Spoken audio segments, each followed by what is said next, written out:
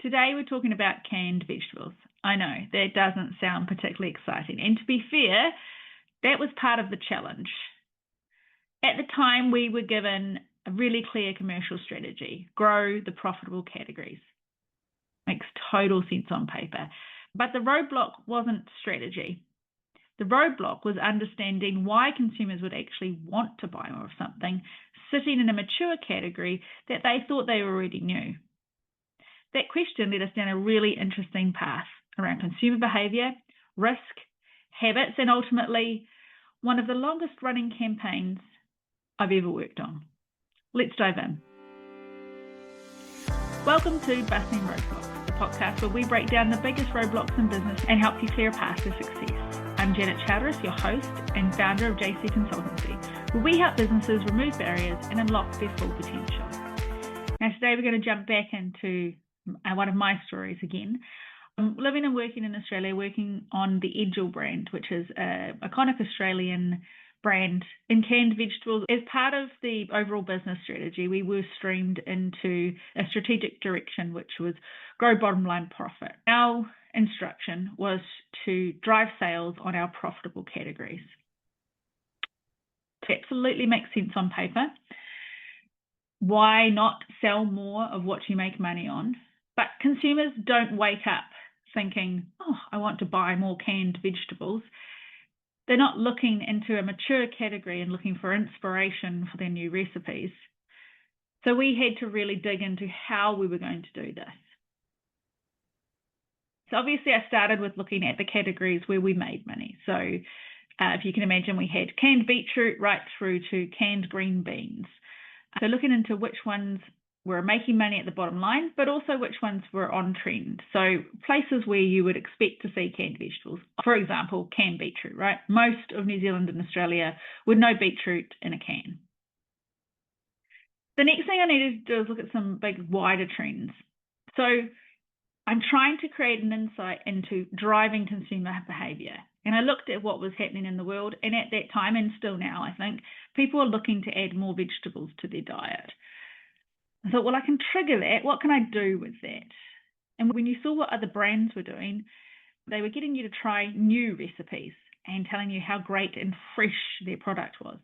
Although canned vegetables can be incredibly fresh, in fact, I can tell you that for Edgell, the canned corn is processed and canned within 24 hours of being harvested, so much fresher than the fresh corn that you find on the supermarket shelf.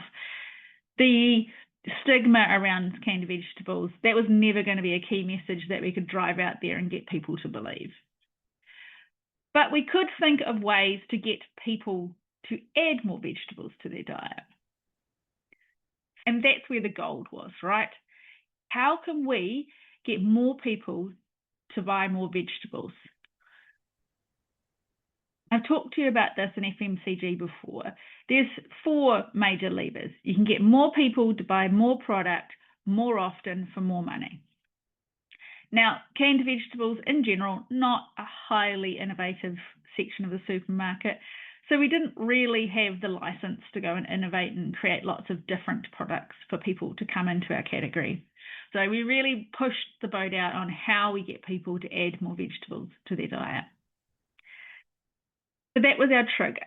We needed to grow profitable categories. I did some research into which categories we needed to be growing as a consequence of the directive being profitable categories. I combined that with information and data that I had about which categories were on trend. So driving the categories that would be easier for consumers to understand. And the key additional insight that we brought to the party was people actually don't want to risk new recipes. Most people are a creature of habit and they repeat the same 3 to 5 recipes every week. So how do we sneak a vegetable into those recipes? You needed to make sure the recipes felt achievable, the messaging had to feel practical, not preachy. Retailers needed to see that there was a category growth opportunity. Packaging had to reinforce these usage ideas. Social media had to create participation. The culinary team had to adapt familiar meals rather than invent complicated new ones. And internally, we had to create energy around a mature category so that teams understood It wasn't just another campaign. This was a growth strategy. And that's the bit I think businesses often underestimate. Bringing the core business objective, bringing in some data, some insights, and translating that insight into action. Now, this is where most businesses appear to fail. They all sit around, pat themselves on the back and go, I know what we have to do. The hard bit comes in executing what you have to do. So how did I execute this? I had to get key stakeholder buy-in. So I had to get all the senior management around the table, sales, operations, procurement, marketing, and get them to understand why I was doing what I was doing and what I thought we could get out of it. Once getting that approval, I engaged with a creative agency, and honestly, they executed to perfection. And this is the joy of creative agencies. You give them, this is what I want to do, here's my lever, and they make it look like it was a very obvious, amazing idea and executed seamlessly.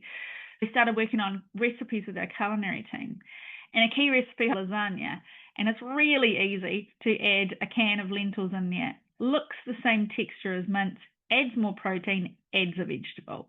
So we did little sneaky things like that and said, this is how you get more vegetables into your diet, consumer, and you won't even notice it because you already know you like this recipe. We're just adding one more. We worked with the culinary team to take existing recipes that were popular. We even got to being quite creative, and the team came up with the beetroot chocolate cake, which, by the way, is delicious, incredibly moist. So you can see why they got there.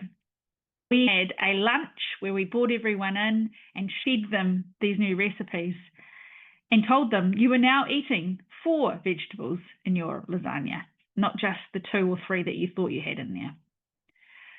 So once we identified that insight, that people wanted to eat more vegetables, but they didn't want to risk the complexity of changing their family meals, how to execute that is where the real roadblock was busted.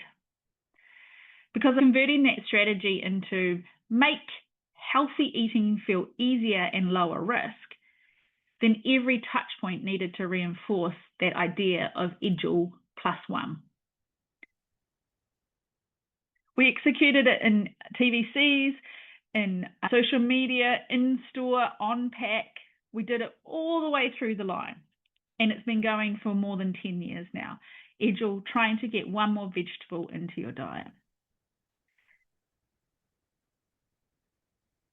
The success of the campaign is not the reason why I'm bringing this example up. It's to highlight that lots of businesses will have a really clear objective and a tactic. Sell your most profitable categories. Okay, I'm going to sell more of them. If I do that, I'll make the company more money. They do some research. They go off and find out what consumers are thinking, what customers want. They'll tell you what the data is telling them. And they'll create an idea. But that doesn't create growth. What actually matters was translating that insight into execution across the entire business. Strategy isn't a PowerPoint. Implementation is aligning people around a clear behavioral insight and then executing it consistently enough that behavior actually changes. So the growth came from aligning teams, retailers, agencies, messaging, packaging, content and execution, and one simple idea consistently executed over time. That's where business often gets stuck. They think strategy is the hard part, but often the real roadblock is turning insight into coordinated action across the organization. And when you get that right, that's when strategy actually starts delivering commercial results. If you find this podcast valuable, make sure you subscribe and share it with your network. And if you have a business challenge you'd like me to cover, reach out on LinkedIn or at jcconsultancy.co. I'd love to hear your thoughts. What roadblocks are you facing right now?